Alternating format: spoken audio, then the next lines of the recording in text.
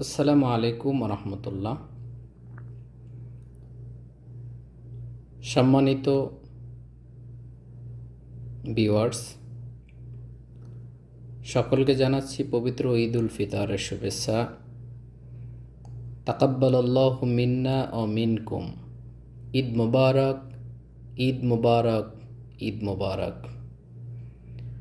বাংলাদেশের যে সমস্ত ভাইরা গতদিন শুক্রবার ঈদ পালন করেছেন, ঈদ উল ফিতরের নামাজ পড়েছেন, আপনাদের কাছে আমার একটা প্রশ্ন।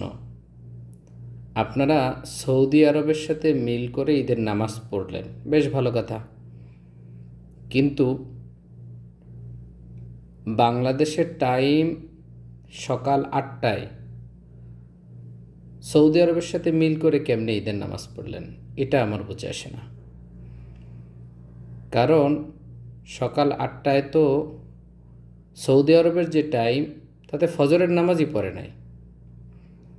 আরে ভাই, শয়তান যদি সারা রাত প্রস্রাব না করে সকালবেলা প্রস্রাব করে, তাহলে সেই প্রস্রাবে একটু কিউরিন বেশি হয়, আর সেই প্রস্রাব মনে হয় আপনাদের মাথায় করেছে, তাই আপনাদের মাথায় কোনো কাজ করে না।